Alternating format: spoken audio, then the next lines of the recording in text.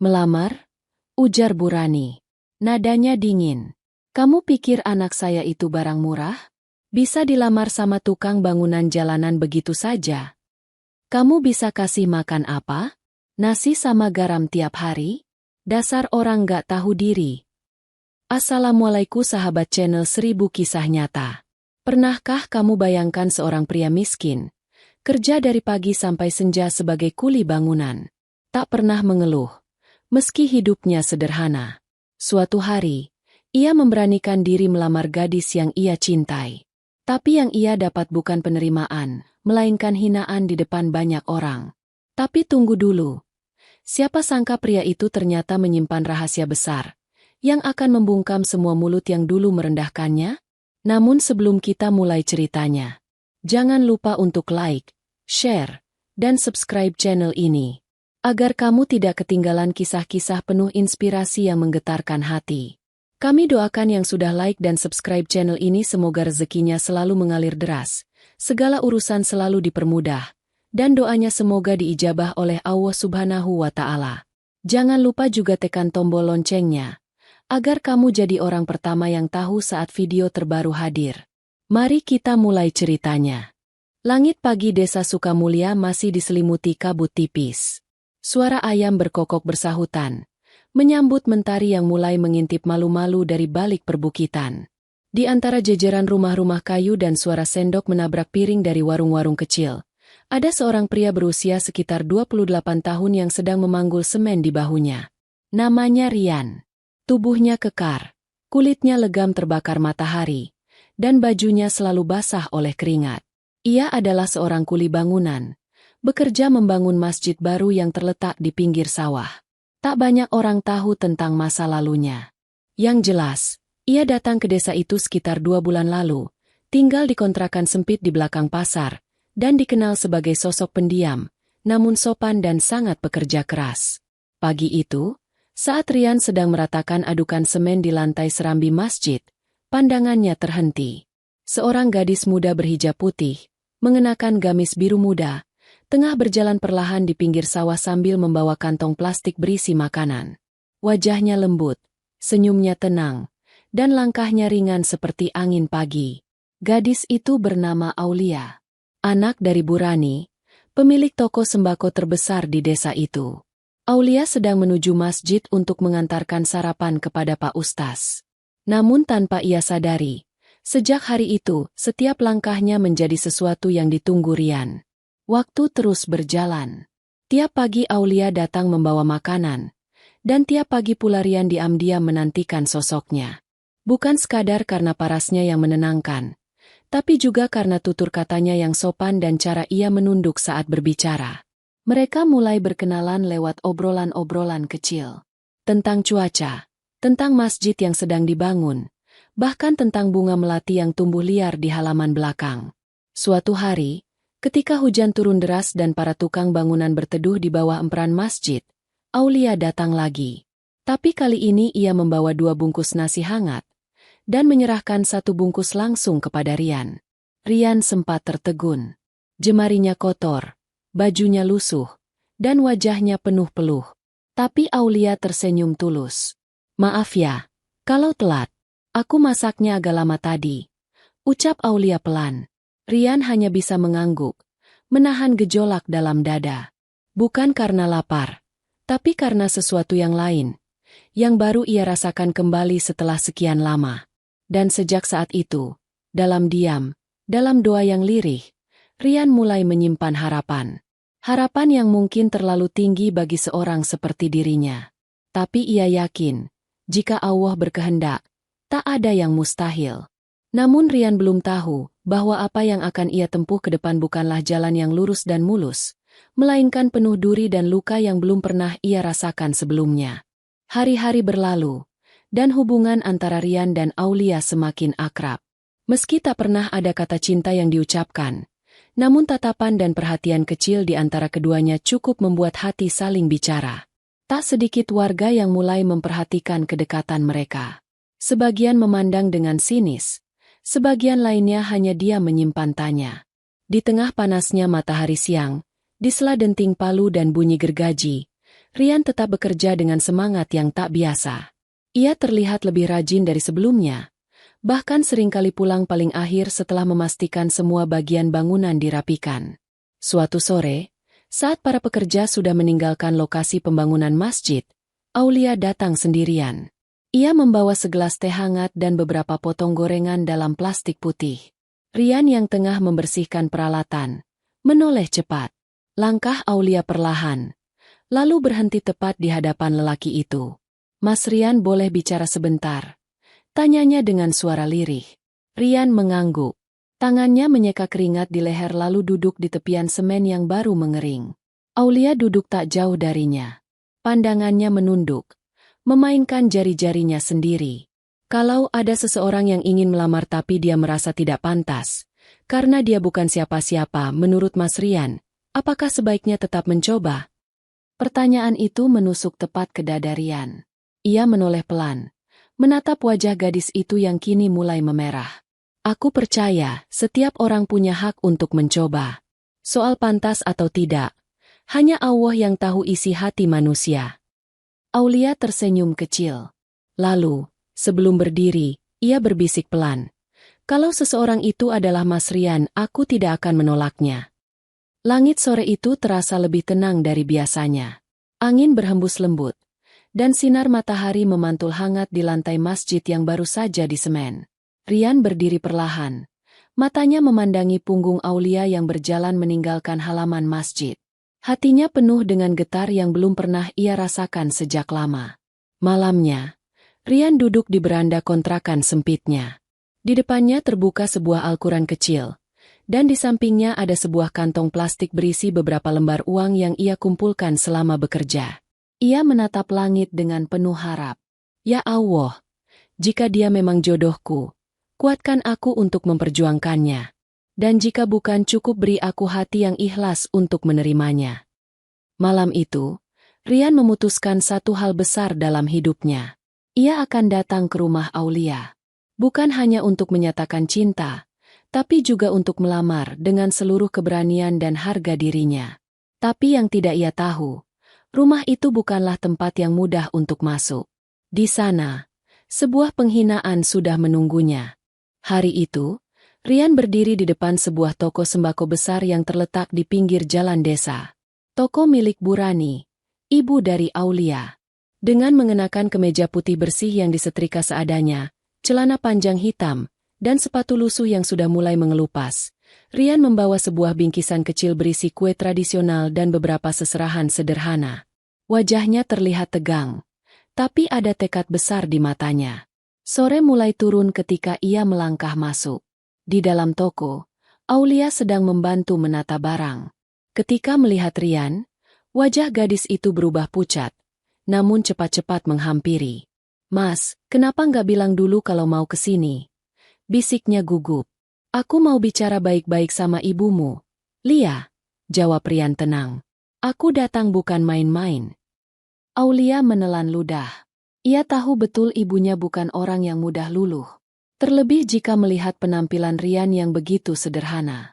Tak lama kemudian, terdengar suara langkah dari arah dapur. Seorang wanita parubaya dengan penampilan rapi dan wajah tegas keluar sambil mengelap tangannya. "Kamu siapa?" tanya Burani tanpa basa-basi. Rian segera berdiri tegak dan menunduk sopan. "Perkenalkan Bu, saya Rian.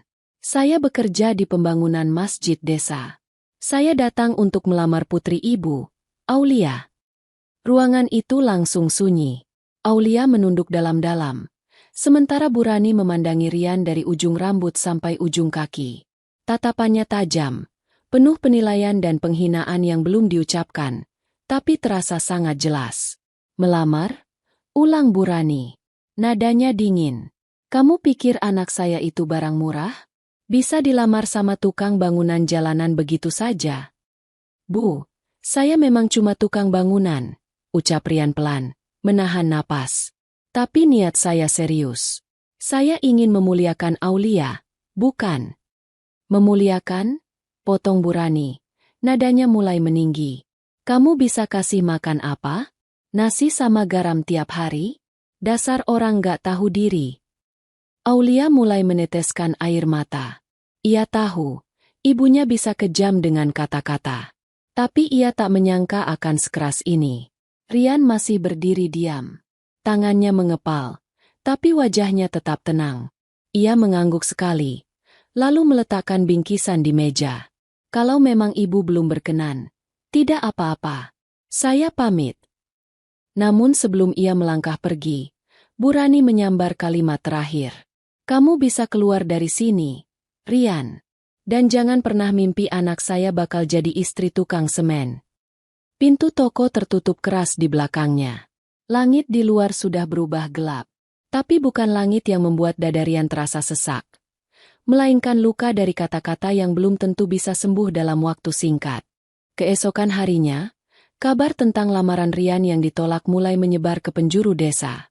Entah siapa yang memulai, tapi dalam waktu singkat, warung kopi, pos ronda, bahkan pasar pagi mulai ramai memperbincangkan satu nama, Rian si tukang bangunan yang nekat melamar anak orang kaya. Katanya bahwa seserahan cuma dibungkus koran, gumam seorang ibu di pasar.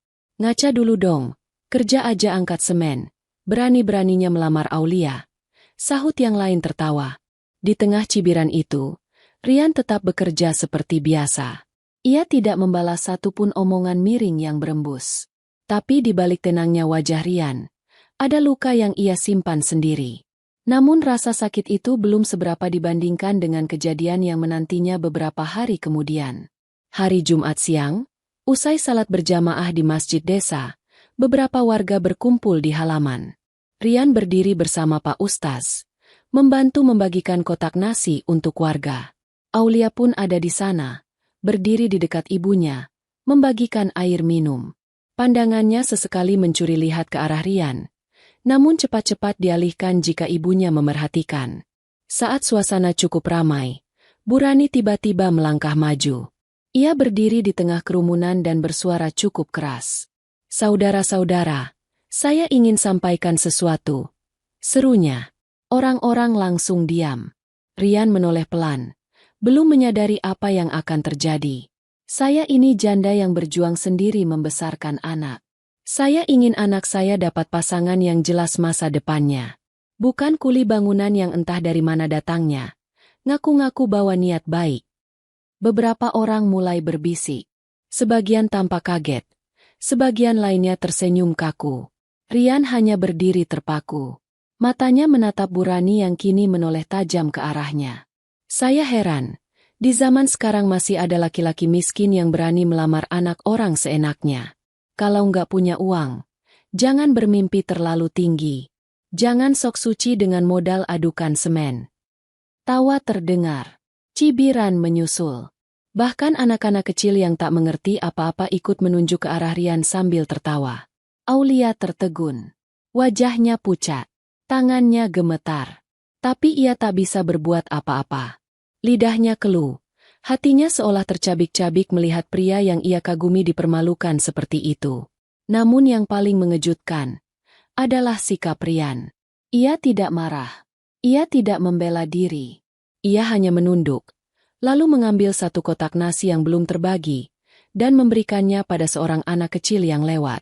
Wajahnya tetap tenang. Seolah semua kata itu tidak punya kuasa apa-apa atas dirinya. Tapi siapa sangka di balik diamnya itu, ada rencana besar yang sedang ia siapkan. Malam itu, di dalam kamar rumahnya yang luas dan terang, Aulia duduk sendiri di atas sajadah. Matanya sembab, mukena masih membungkus tubuhnya, dan suara tangisnya tertahan sejak tadi. Di atas pangkuannya, tergenggam erat sebuah tasbih milik almarhum ayahnya. Ia baru saja selesai salat istikharah. Sudah beberapa malam ia gelisah. Merasa jiwanya seakan ditarik kedua arah yang berlawanan. Di satu sisi, ia tahu betapa baik dan tulusnya Rian.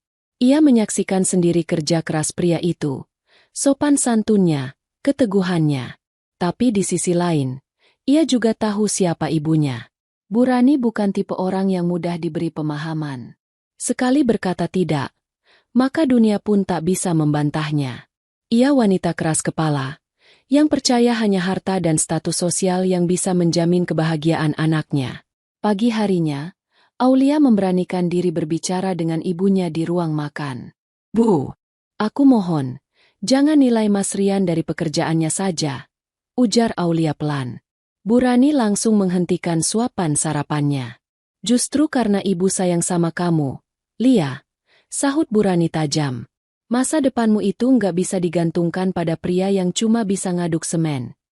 Tapi dia baik, Bu. Dia hormat sama ibu. Dia syaratnya nggak pernah tinggal. Dan dia miskin. Potong Bu Rani keras. Ibu nggak rela anak ibu hidup sengsara. Aulia terdiam. Bibirnya gemetar. Air mata mulai menetes satu persatu ke pipi. Apa kebahagiaan cuma datang dari harta, Bu? Bisiknya dengan suara nyaris patah. Bu Rani menarik napas panjang, lalu menurunkan nada suaranya. Lia, kamu belum pernah merasakan pahitnya hidup miskin. Dulu ibu pernah. Makanya ibu nggak mau kamu ikut-ikutan. Kalau kamu nikah sama dia, ibu anggap kamu bukan anak ibu lagi. Ucapan itu seperti petir yang menyambar di siang bolong. Aulia mematung. Pandangannya kosong. Dan detik itu juga, ia merasa seperti kehilangan arah. Hari-hari berikutnya, Aulia mulai jarang keluar rumah. Ia menolak saat ada yang mengajaknya ke pengajian. Enggan berbicara lama dengan tetangga. Bahkan ketika Rian beberapa kali terlihat di sekitar masjid, Aulia hanya menatap dari jendela kamarnya, tanpa kata, tanpa senyum. Sementara itu, Rian benar-benar menghilang dari kontrakan. Orang-orang mulai bertanya kemana perginya. Warung kopi sepi dari suaranya. Masjid tak lagi mendengar langkah kakinya. Dan bangunan masjid yang hampir selesai kini terasa kosong tanpa sosoknya. Aulia duduk termenung di ujung ranjang. Di genggamannya ada secari kertas lusuh. Bekas pembungkus gorengan pertama yang pernah Rian berikan padanya.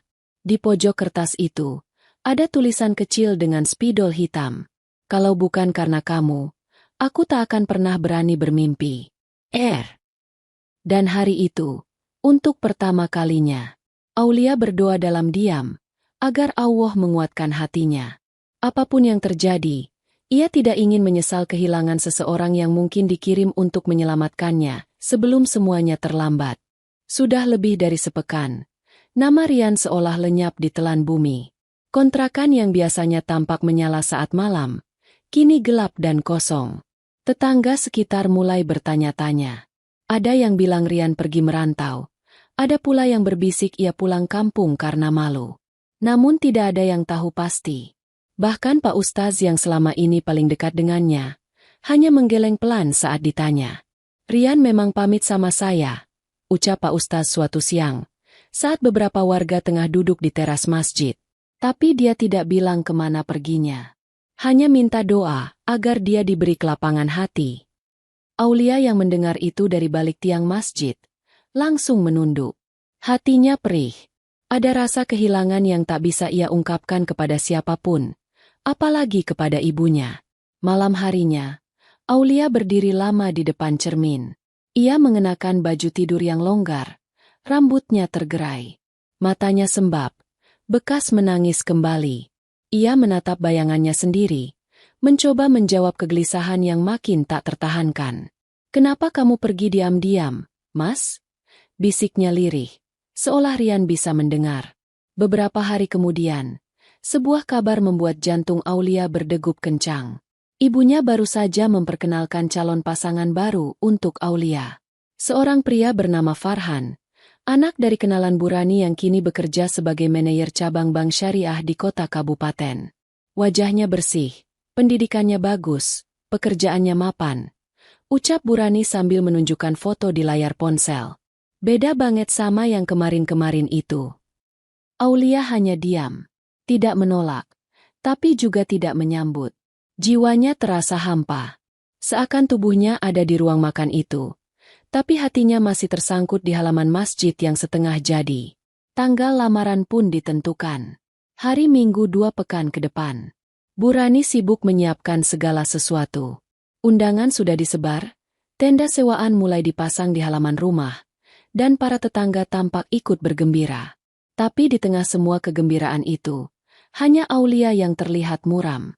Langkahnya pelan, senyumnya dipaksakan, dan tatapannya selalu kosong. Hingga pada suatu malam, Saat gerimis turun membasahi genteng, ia kembali bermimpi tentang Rian. Dalam mimpi itu, Rian berdiri di tengah sawah yang sunyi, mengenakan kemeja putih yang sama seperti saat ia melamar. Tapi wajahnya kini berbeda.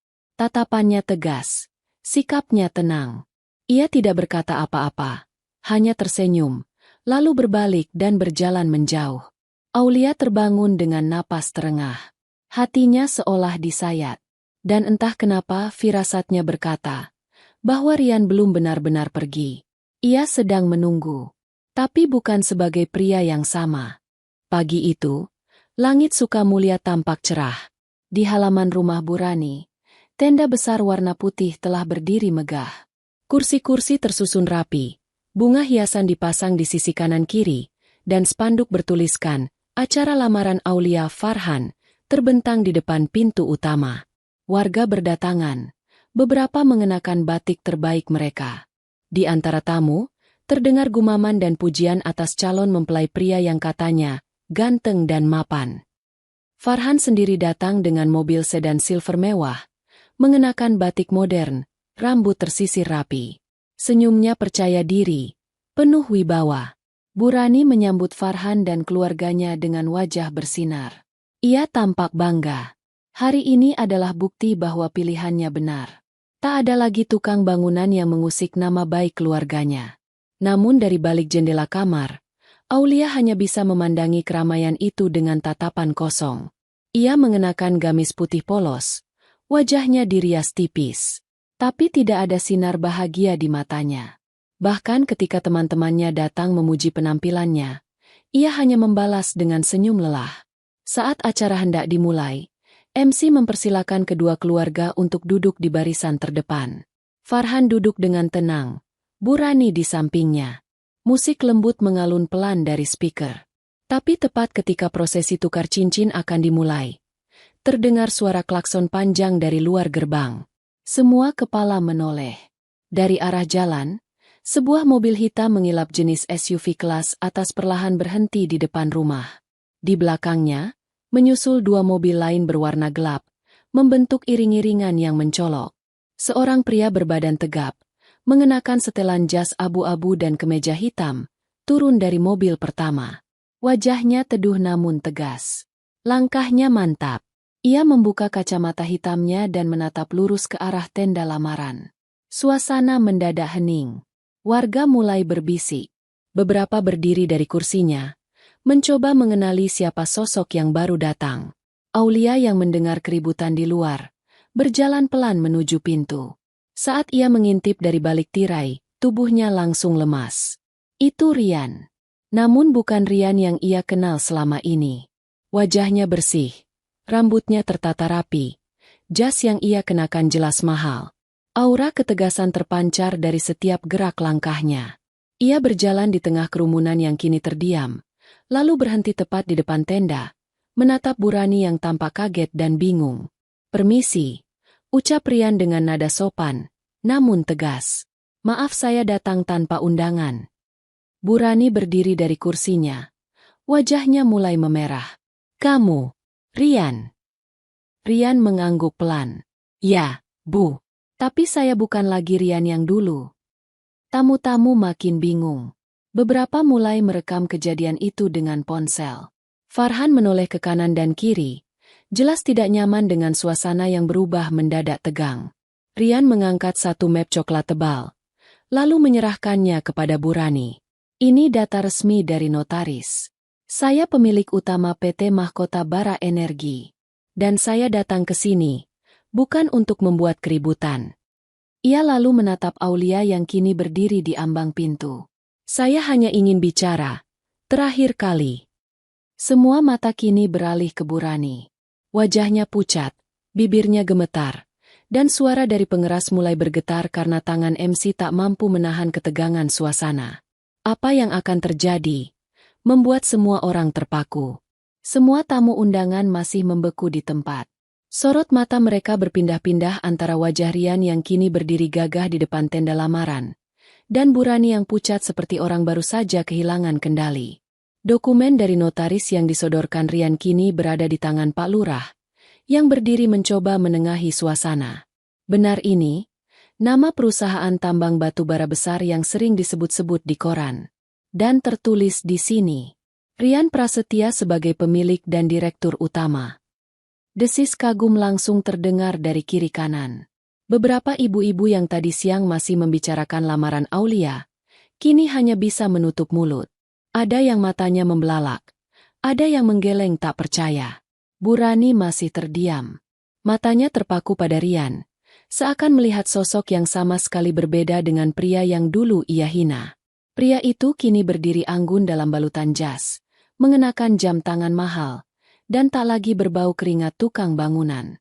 Aulia melangkah pelan mendekati Rian. Tangannya gemetar, napasnya berat, tapi pandangannya tidak berubah, tetap penuh rasa yang tak pernah pudar. Mas Rian, semua ini, kenapa kamu sembunyikan? Rian tersenyum kecil. Karena aku ingin tahu siapa yang mencintaiku karena hatiku, bukan karena apa yang aku punya. Farhan, yang sejak tadi hanya berdiri tanpa suara, akhirnya bersuara. Kalau memang kamu kaya dari dulu, kenapa harus berpura-pura jadi kuli bangunan? Rian menatapnya. Tenang, aku tidak berpura-pura. Aku turun langsung membangun masjid karena aku ingin memberi, bukan sekadar menyumbang. Dan saat itu, aku bertemu Aulia. Semua terjadi karena takdir, bukan rencana. Farhan menghela napas, lalu melirik Bu Rani. Ia tahu dirinya tak punya tempat lagi di tengah cerita yang sudah sejak awal tidak ditakdirkan untuknya. Tanpa banyak bicara, ia pamit sopan dan meninggalkan lokasi lamaran. Sementara itu, Aulia menangis. Bukan karena malu, bukan karena terkejut, tapi karena ia sadar, cinta yang tulus seringkali datang dari arah yang tidak disangka-sangka. Bu Rani yang sejak tadi tak bersuara, akhirnya terduduk di kursi. Bahunya turun perlahan, matanya memerah. Rian, aku minta maaf, katanya dengan suara bergetar. Aku salah menilai kamu, salah menilai segalanya. Rian hanya menunduk, menghormati. Ia tidak sombong, tidak meninggikan suara. Ia hanya berdiri tegak sebagai lelaki yang tahu batas dan tahu waktu. Terima kasih, Bu. Tapi saya datang ke sini bukan untuk membalas. Tiba-tiba, suara Pak Ustaz dari belakang membuat suasana makin haru. Mungkin inilah cara Allah menunjukkan bahwa orang yang kita pandang sebelah mata bisa jadi yang paling tinggi derajatnya di sisinya. Semua orang tertunduk, beberapa mulai menangis. Bahkan tenda besar yang tadinya ramai, kini hanya dihuni oleh bisu dan penyesalan. Tapi kejutan belum berakhir. Karena setelah ini, Rian akan mengatakan sesuatu yang lebih besar lagi. Kalimat yang akan menentukan segalanya. Rian berdiri tegak di tengah kerumunan yang kini hening. Pandangannya menyapu satu persatu wajah yang dulu mencibir, kini menunduk malu. Ia menarik napas pelan, lalu menatap lurus ke arah Aulia yang masih berdiri beberapa langkah di depannya. Aulia, ucap Rian pelan tapi tegas. Hari ini, aku tidak datang untuk mengacaukan apapun. Aku hanya ingin mengembalikan harga diriku dan cintaku yang dulu pernah kamu terima dengan tulus. Suasana makin sunyi. Bahkan kicau burung pun seolah enggan bersuara. Aulia meneteskan air mata. Tapi kali ini bukan karena kecewa, melainkan karena rasa haru yang tak bisa dibendung.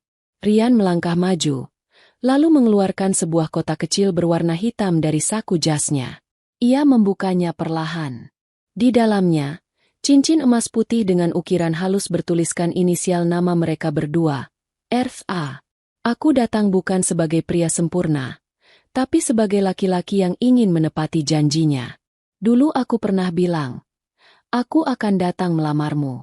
Dan hari ini, meski semuanya berubah, janjiku tetap sama. Suara isakan terdengar dari beberapa tamu wanita. Bahkan Pak Lurah dan Pak Ustaz terlihat mengusap sudut mata mereka. Aulia menutup mulutnya. Air matanya tak tertahan.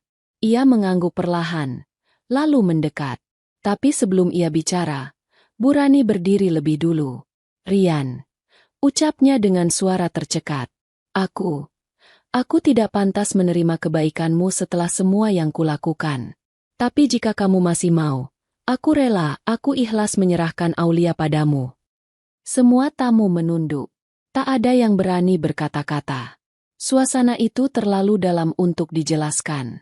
Hanya diam, air mata, dan takbir kecil yang terdengar dari Pak Ustaz, yang perlahan melangkah ke tengah tenda. Inilah akhir dari sebuah perjalanan panjang yang tak mudah. Semoga Allah berkahi kalian berdua. Rian menggenggam tangan Aulia dengan tenang. Ia bukan lagi tukang bangunan yang dicibir. Ia kini berdiri sebagai laki-laki yang mampu menjaga janji dan marwah. Seorang pemimpin yang rendah hati, sekaligus pecinta yang teguh pendirian. Dan hari itu, Desa Sukamulya menyaksikan sebuah lamaran yang tak akan pernah mereka lupakan. Bukan karena kekayaan, bukan karena kejutan, tapi karena pelajaran besar, bahwa nilai seorang manusia tidak pernah bisa ditakar dari debu di bajunya, melainkan dari keteguhan hatinya. Sore itu, langit mulai berwarna jingga. Sinar mentari terakhir menyelinap lembut di antara sela-sela tenda lamaran yang perlahan dibuka. Tamu-tamu mulai pulang. Sebagian besar masih tak percaya dengan apa yang baru saja mereka saksikan. Namun di teras rumah Burani, suasana belum sepenuhnya tenang. Aulia duduk di bangku panjang, mengenakan gamis putih yang kini sedikit basah karena air mata. Di sebelahnya, Rian duduk dengan wajah yang jauh lebih lembut dari sebelumnya. Tak ada lagi ketegangan, tak ada lagi jarak. Di depan mereka, Burani berdiri sambil menggenggam kedua tangan. Wajahnya kusut. Ia menunduk, berulang kali menarik napas tapi tak juga bisa mengeluarkan kata. Akhirnya, dengan suara yang lirih namun pasti, ia berkata, "Rian, selama ini aku terlalu tinggi menilai dunia, dan terlalu rendah menilai hati seseorang. Aku malu. Aku menyesal. Aku harap kamu bisa maafkan aku." Rian berdiri pelan. Ia mendekati Burani dan membungkuk sedikit. "Bu," ucapnya lembut. "Dari dulu aku tidak pernah menyimpan dendam. Saya tahu, Ibu hanya ingin yang terbaik untuk Aulia. Dan hari ini, semua sudah berlalu. Yang penting sekarang, restu Ibu menyertai kami." Tangis pecah di wajah Burani. Ia langsung memeluk Aulia yang berdiri mematung. Mereka bertiga saling menahan haru, saling menguatkan dalam sunyi yang penuh makna. Beberapa hari kemudian, Rian mengundang seluruh warga desa ke masjid yang dulu ia bangun dengan tangannya sendiri. Kali ini bukan untuk bekerja, tapi untuk menyaksikan sesuatu yang jauh lebih besar. Masjid yang semula belum rampung, kini berdiri megah dan anggun. Catnya baru, jendelanya besar, lantainya dari marmer yang dingin. Semua itu dibangun kembali